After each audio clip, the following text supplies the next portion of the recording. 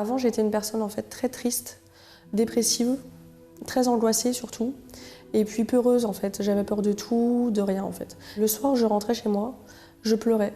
Je pleurais tout le temps, j'avais pas de raison de pleurer, mais je pleurais. Ensuite, j'étais une personne très dépressive, angoissée surtout, très angoissée, et très peureuse dans le sens où j'avais peur en fait de la mort. J'avais peur de plusieurs choses, mais principalement de la mort. Donc c'est-à-dire que moi, j'avais pas peur de mourir moi, mais j'avais peur de perdre mes êtres chers. Ça m'a emmené à faire des crises d'angoisse. Donc par exemple, le soir, quand je rentrais, je devais appeler ma famille, je devais appeler mon mari par exemple. Et si il m'appelait pas ou il me répondait pas, je pensais directement au pire. Du coup, ça créait des conflits en fait avec mon mari, avec ma famille aussi, parce que je les harcelais au téléphone.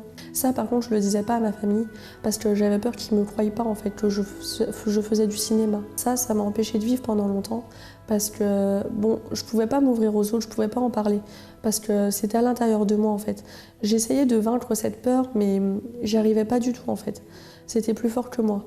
Pour cacher ma vraie vie, pour cacher ces crises d'angoisse, cette tristesse, ben en fait, je mentais. Je vivais d'apparence. Je vivais vraiment d'apparence parce que je faisais croire aux autres que j'étais quelqu'un de bien, de joyeuse, qui avait tout pour réussir en fait. Sauf qu'à l'intérieur de moi, j'étais pas comme ça. En fait, pour moi, j'avais pas en fait de problème en fait. Pour moi, tout allait bien. Moi, je croyais pas en Dieu. Je croyais en rien du tout. J'ai jamais été à l'église. Ma famille non plus d'ailleurs. Mais ça, pour moi, en fait, j'avais pas besoin de ça parce que j'avais déjà tout. J'avais un appartement, j'avais mon mari, j'avais un travail. Toutes les choses matérielles, je les avais. Donc pour moi, j'avais pas de raison de changer quoi que ce soit ou de croire en quelque chose ou de faire un pas de plus en avant parce que pour moi, j'avais déjà tout. Pour moi, Dieu, ok, peut-être il existait encore, mais c'était pas lui qui pouvait améliorer ma situation vu que ma situation, pour moi, elle allait déjà bien en fait. Mais ça, c'est que les choses matérielles, parce qu'en réalité, ça n'allait pas du tout. Et si ça n'allait pas, c'est parce qu'il me manquait quelque chose. Mais pour moi, avant, je ne savais pas encore ce qui me manquait exactement, parce que j'avais ma famille, mon mari, comme je vous ai dit, et j'avais vraiment rien qui me manquait. Et puis un jour, en fait, mon mari, qui allait à l'église, quelquefois, m'a invitée en fait, à participer à une réunion, c'était en 2009. J'avais pas forcément envie d'y aller, parce que pour moi, je voyais pas l'intérêt. Et puis j'y suis quand même allée, simplement pour faire plaisir à mon mari. Je me suis dit en fait, au fur et à mesure que je continuais à venir en fait, à participer des réunions, j'ai compris que si à l'intérieur de moi ça n'allait pas, c'est que j'avais un problème en fait. C'est que malgré les choses matérielles que j'avais, il manquait quelque chose en fait.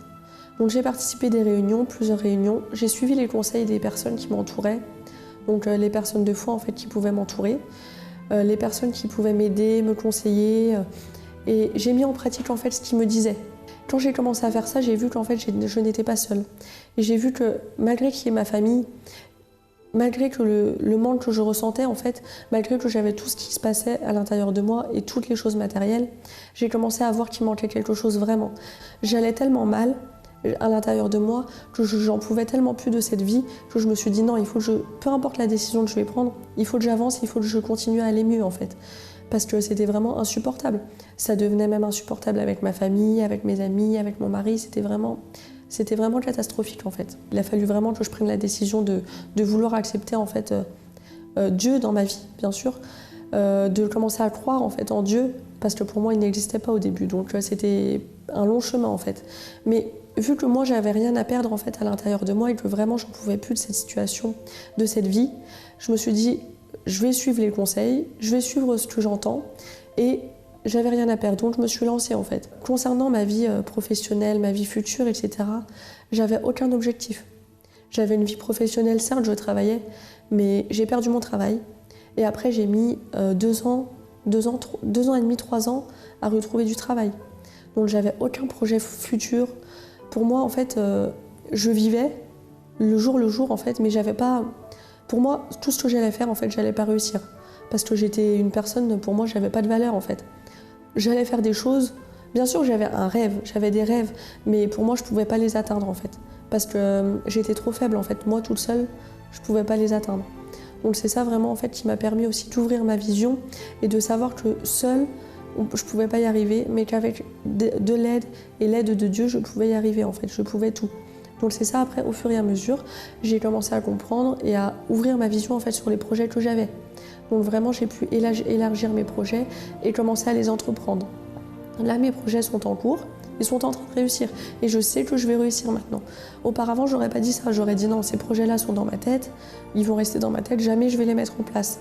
Si mon passé est votre présent, je vous invite à venir participer de ces réunions parce que comme Dieu a changé ma vie, il va pouvoir changer la vôtre, ça c'est sûr. Bonjour à toutes et à tous, bienvenue dans l'émission Impact. Aujourd'hui, vendredi, je m'adresse plus particulièrement et spécialement à vous qui affrontez un problème sans solution. Christophe, je suis face à une situation pour laquelle j'ai déjà tout essayé. J'ai déjà tout essayé, j'ai déjà tout tenté, j'ai déjà frappé à plusieurs portes, mais rien n'y fait et je ne sais plus quoi faire. Je suis au bord du précipice. Et si je ne suis pas encore au fond de ce précipice, c'est un miracle. Bien, sachez que ce n'est pas un miracle. Le miracle, c'est la transformation. Le miracle, c'est le changement total et complet. Vous allez accompagner l'histoire de personnes qui ont changé le cours de leur vie en mettant le pouvoir de la foi surnaturelle en action. Et si elles ont changé, vous pouvez également changer. Ma mère, elle venait de rentrer en France. Elle m'a eu, avant de partir des Antilles, elle m'a eu. Elle m'a laissé pour ma grand-mère à l'âge de 3 ans. Et quand elle est décédée, ma grand-mère, j'avais 11 ans, ma mère, au lieu de me prendre avec elle, elle m'a mise encore chez un oncle. Il me manquait de l'affection. Je ne comprenais pas, je regardais beaucoup les autres. Je faisais attention, je dis, et si ma mère était là, j'aurais fait pareil, elle m'aurait fait un câlin. Il me manquait cette affection. J'enviais beaucoup les autres, beaucoup les enfants de mon âge. J'avais une grande souffrance en moi, je pleurais la nuit, je parlais. Je me rappelle quand la famille dormait, je me réveillais pour pleurer, je demandais « je veux ma mère, je veux ma mère ». Mais eux, ils ne savaient pas que j'avais cette souffrance.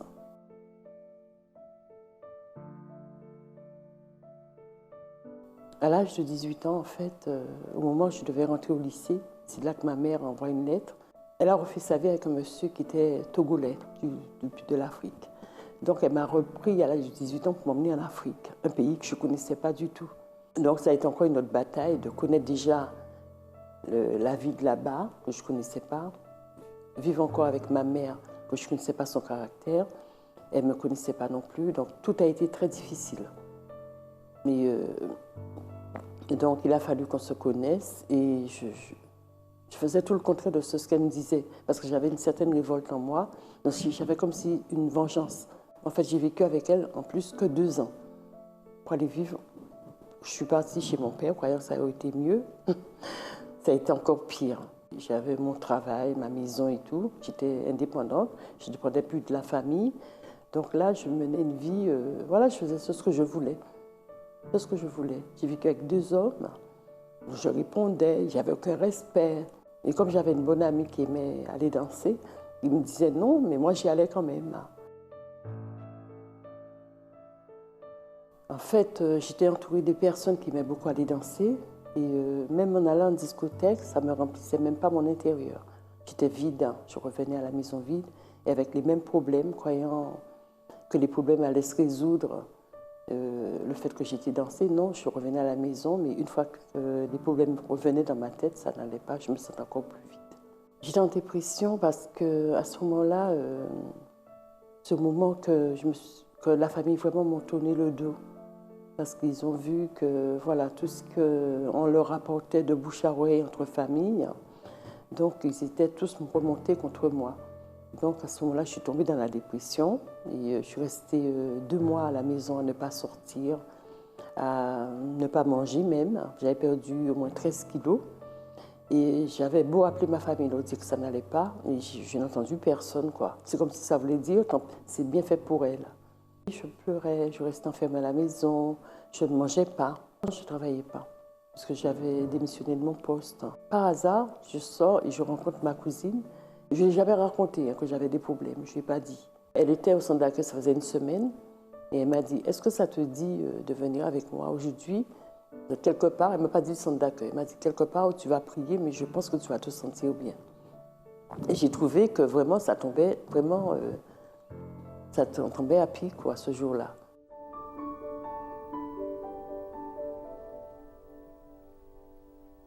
Je ne connaissais pas déjà l'église évangélique, je ne connaissais pas.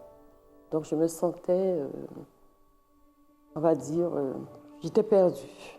Je me sentais perdue. Je me demandais en fait où est-ce qu'elle m'a emmenée. Et ce jour-là, quand je suis sortie, j'étais contente déjà, que je suis venue après tout le temps, tous les jours, je suis venue. Tous les jours, j'étais là. Et je suis arrivée au moment de la campagne d'Israël, c'était la campagne de Gédéon. Et donc je ne savais pas du tout. Donc j'ai écouté des pasteurs, comment ils disaient. J'ai mis en pratique ce qu'ils disaient.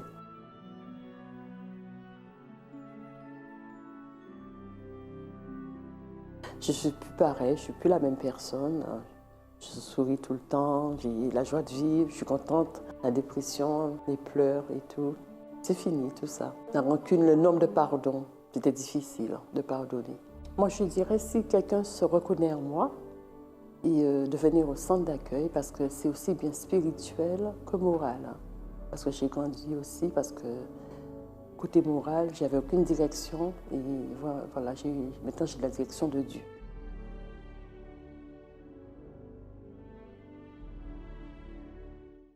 J'avais un travail.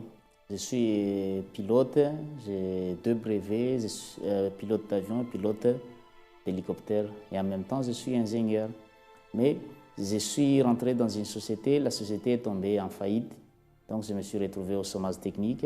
Ensuite, j'ai perdu complètement ce travail-là.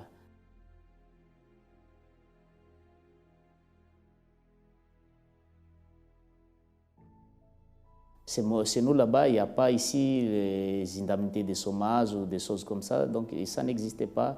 Il n'y a pas de tous les accompagnements qui suivent la perte d'un emploi. Donc, je me suis retrouvé sans sous. Du jour au lendemain, je me suis retrouvé sans ressources de revenus. Dans cette situation-là, en même temps aussi, c'est que j'ai accumulé aussi des vices. J'étais devenu alcoolique, j'étais devenu dépendant de l'alcool.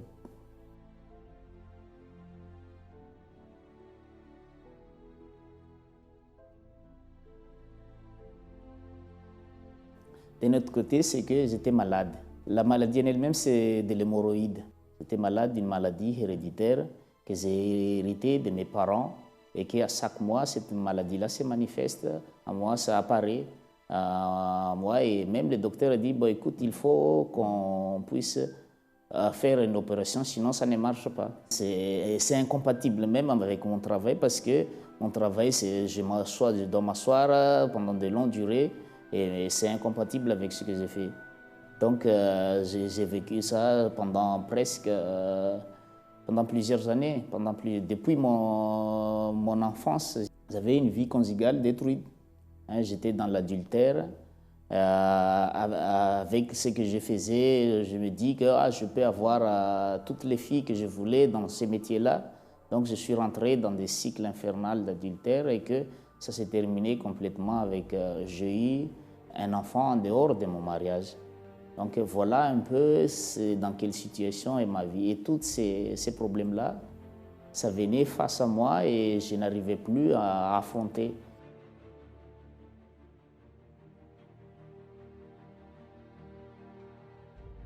C'est comme si tout vient à s'écrouler, tout vient à vous enfoncer en même temps. Et j'ai même pensé à en terminer, j'ai même pensé à me suicider.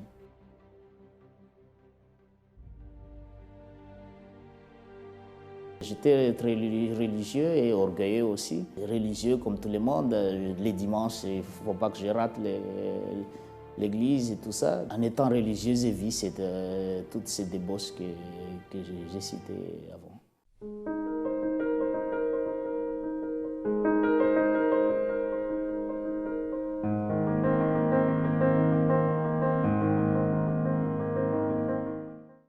voyez que la foi surnaturelle, est capable de réaliser l'impossible. Nous parlons ici de foi surnaturelle, parce que la foi, tout le monde a la foi. Voyez que lorsque nous demandons qui a la foi, tout le monde a la foi. Tout le monde a une foi naturelle.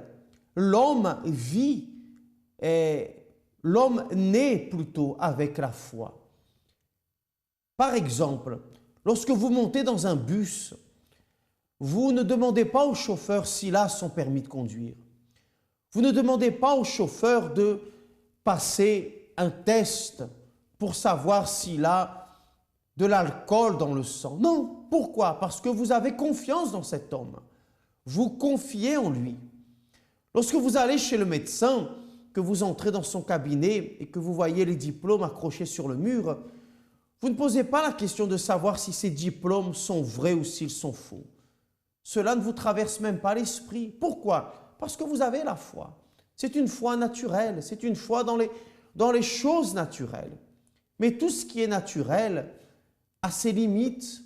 Tout ce qui est naturel arrive à une certaine ligne et ne peut pas la dépasser. La foi surnaturelle, elle, va au-delà de tout. Lorsque la personne vit par la foi naturelle, lorsqu'elle reçoit une mauvaise nouvelle et qu'apparemment il n'y a pas de solution, elle accepte, elle se soumet à cette mauvaise nouvelle, elle se soumet à cette décision.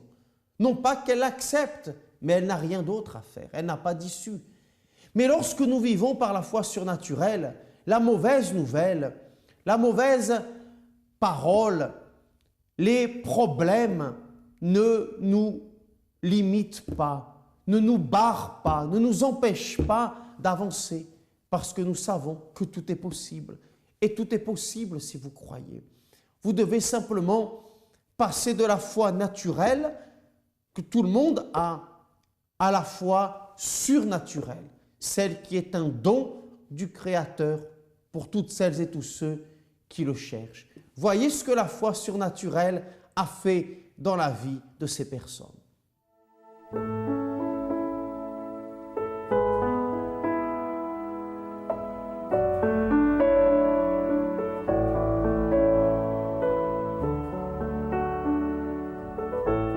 Le centre d'accueil, je l'ai connu d'abord par la télévision. Étant dans ces problèmes-là, à chaque fois que j'ouvre la télé, c'est comme si on parle de moi. C'est comme si on dit, oui, vous, peut-être votre problème est comme ceci et comme cela. Et ce sont tous mes problèmes que le pasteur parle dedans.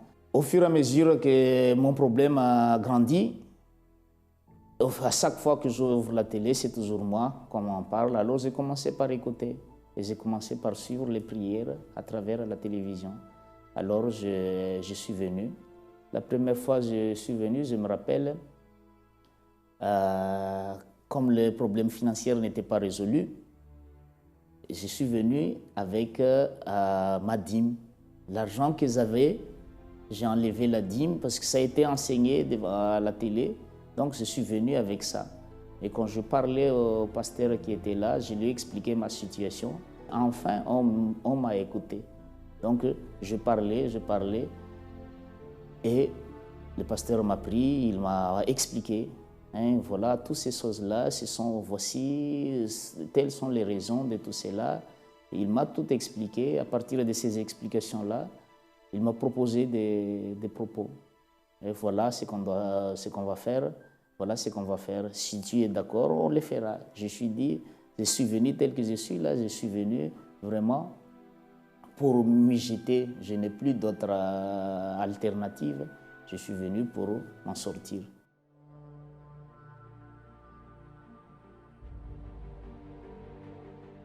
Donc j'ai commencé à suivre les propos. J'ai commencé à suivre les propos pour la guérison. J'ai commencé à suivre les propos pour le travail. Les vices, qu'une fois que j'ai eu le contact avec la vérité de la parole de Dieu, on m'a enseigné. Alors j'ai dit je voulais être fidèle à Dieu, je vais vivre avec lui. Donc les vices, je l'ai abandonné, j'ai eu la force d'abandonner les vices. l'adultère et tout cela, ça s'est arrêté. C'est là aussi que j'ai appris que c'est une campagne d'Israël. Et c'est par ces campagnes-là que j'ai pu obtenir un travail, un premier travail d'abord, dans laquelle j'ai travaillé dans une compagnie aérienne, dans une petite compagnie aérienne. Pendant ces campagnes-là, j'ai ouvert ma vision, j'ai commencé à regarder plus grand. J'ai dit, ça sert à quoi? J'ai le diplôme pour voler dans des grandes compagnies. Pourquoi je vais rester dans cette petite compagnie-là? J'ai eu un appel de la compagnie aérienne nationale, Air Madagascar. Donc voilà, vous avez déposé ici chez nous plusieurs dossiers et vous avez participé à plusieurs recrutements chez nous. Est-ce que ça vous intéresse toujours? Et oui, j'ai dit, ça m'intéresse toujours. Et c'est à vrai dire, ça fait la 3e fois que je me présente avec tous les dossiers, tout ce qu'il faut, mais ils n'ont jamais voulu me prendre. Alors c'est après cette campagne que j'ai pu être admis à cette compagnie aérienne. Pour la maladie, dans les prières pour la maladie, j'ai pu être guéri. La maladie a disparu complètement. J'avais une rêve d'avoir ma propre compagnie aérienne. J'ai dit, il y a ici l'opportunité. Moi, nous ne sommes pas faits pour être des employés d'une compagnie quelconque, mais nous sommes faits pour être des patrons des choses ici à Madagascar. Dans ces cadres-là, j'ai commencé à lutter pour obtenir ma propre compagnie. Et c'est en train de marcher. Et sur le point de réaliser ça, sur ce chemin de la réalisation de cette compagnie-là, et une campagne d'Israël s'est présentée. Et toujours dans cette lutte, je ne veux pas lâcher, je veux que ces choses se réalisent. C'est dans cette lutte-là que Dieu a encore ouvert ma vision, mais d'une autre façon que je ne pensais pas. C'est dans cela que m'a montré, voilà, jette ton regard sur cela, dans laquelle situation il vit, les Malgaches. Combien sont dans la pauvreté? 17 millions de Malgaches sont dans la pauvreté.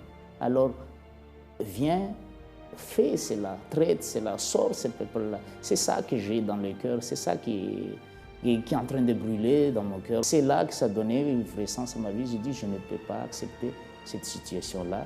Et dans ces cadres-là, j'ai dit, ok, je vais y aller. Quoi qu'il se passe, quel que soit ce que je vais affronter, je vais me présenter aussi à cette élection-là. Et ça, c'est quelque chose que j'ai réussi ici, au centre d'accueil. C'est une des choses que j'ai reçues, des meilleures choses qu'on puisse recevoir.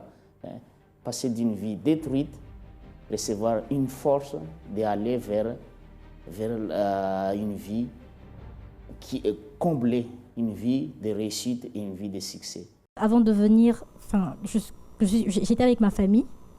J'étais avec ma famille au pays. Je suis arrivée ici en 2002 et j'étais hébergée par ma tante. Donc c'est par elle que j'ai connu le centre d'accueil. Mais de ma famille, en fait, il y avait beaucoup de problèmes puisque mon père était dans l'occultisme, dans la Rose-Croix. Et donc, pour ceux qui connaissent, c'est une secte où les gens sont parfois amenés à faire des sacrifices humains, soit pour une position sociale, soit pour acquérir des biens. Et donc, mon père a commencé dès l'université, dans la secte, et au fur et à mesure, on demandait toujours plus. Donc, ce qui fait qu'à la maison, quand mon père et ma mère se sont mariés, ma mère ne connaissait pas encore Dieu. Après, quand ma mère a donné sa vie à Jésus, il y avait des confrontations, il y avait des conflits, des disputes au quotidien. Et à la maison, ça n'allait pas du tout. Ça n'allait pas. Et moi, personnellement, j'étais toujours malade. C'était 3 fois, 4 fois dans l'année, j'étais malade. Et c'était vraiment, des fois, je tombais dans les pommes à l'école, on me ramenait à la maison. J'étais vraiment dans une oppression constante. Et même à la maison, on sentait qu'il y avait quelque chose qui n'allait pas. On sentait qu'il y avait quelque chose qui n'allait pas, que papa, il faisait des choses qui n'étaient pas vraiment honnêtes. Donc, quand ma tante qui vit ici depuis 85 avait décidé de me prendre, je suis arrivée, donc je vivais chez elle. Mais spirituellement, le problème était pareil. J'avais peut-être changé de pays, mais j'étais toujours la même personne, avec les mêmes persécutions pendant la nuit, avec les mêmes craintes, les mêmes angoisses. Et c'est là que je suis arrivée chez ma tante. Donc quand je suis arrivée, c'est vrai qu'en arrivant à l'église, je trouvais un peu bizarre. J'aimais pas trop. Elle m'a dit, bon, moi, c'est là que je vais, c'est là que je lutte, parce qu'elle aussi, elle avait ses problèmes. Et au-delà de comment je suis venue, Dieu a permis que je connaisse le centre d'accueil. Et là, maintenant, la délivrance s'est faite. J'ai commencé à affronter toutes les situations.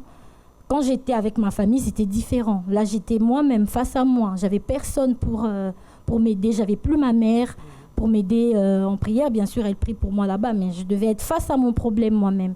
Et je devais prendre les armes de Dieu pour pouvoir vraiment résister. Parce que c'était pas évident au début. C'était vraiment... on sentait la menace. Mais grâce à Dieu, j'ai pu tenir avec la parole que j'ai écoutée. C'est surtout ça, écouter et pratiquer. Parce qu'ici, tout le monde est dans la foi. Mais quand j'étais dehors et que j'étais face à mon géant, c'est là que je devais réagir. Et tout était là dans la tête. C'est comme ça que j'ai pu tenir. Et ça fait 10 ans que je vis ici seule. Et c'est comme ça que je tiens.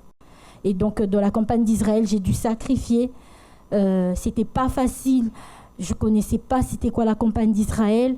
Et j'ai dû me lancer. Financièrement, c'était difficile. Je venais grâce à Dieu, Dieu avait ouvert une porte. J'avais pu trouver un travail, mais c'était à temps partiel. Et c'était pas évident. J'ai fait le sacrifice. Le résultat, j'ai pu obtenir un logement beaucoup plus décent qu'où j'étais, parce que j'habitais juste ici à côté à Pantin. Et j'étais dans un 11 mètres carrés. Et donc là, j'ai pu obtenir un autre logement grâce à mon travail.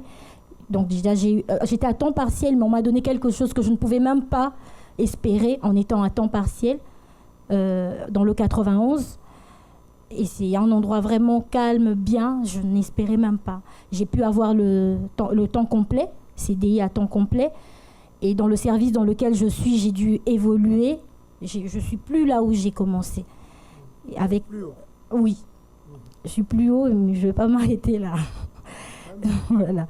Donc, je continue à lutter jusqu'à aujourd'hui. J'ai pu obtenir mon titre de séjour, mais même la nationalité. Toujours en sacrifiant toutes les campagnes, j'ai participé. Je ne vais pas dire que j'ai participé. Toutes les campagnes, je me suis lancée. Mais vraiment de toutes mes forces. Je me suis lancée. Vraiment pour voir la différence spirituellement. Parce que même si au départ, j'avais vu des améliorations, mais ce n'était pas ça. Au fur et à mesure, j'ai compris que ce dont j'avais besoin, c'était d'être scellée à l'intérieur, d'être forte à l'intérieur. Parce que jusqu'aujourd'hui, j'ai des luttes. Il y a des luttes qui arrivent. Mais c'est cette force intérieure qui me permet de tenir. Que Dieu te bénisse. Les portes du centre d'accueil universel sont ouvertes dans toute la France, à Paris, en Île-de-France, en province, dans les départements d'outre-mer, à l'île de la Réunion. Aujourd'hui, vendredi, pour vous permettre de conquérir l'impossible. Vous qui faites face à un problème apparemment sans solution, vous qui avez déjà frappé à toutes les portes, sans perspective de changement, de transformation, saisissez cette opportunité. Aujourd'hui, la prière forte de délivrance. Pour plus d'informations, la ligne Ami 24 heures est à votre disposition. Le 01 53 35 85 12 ou le site internet www.centredaccueil.net. Participez avec nous, donnez-vous l'opportunité d'être heureux, d'être heureuse. Que Dieu vous bénisse, à bientôt.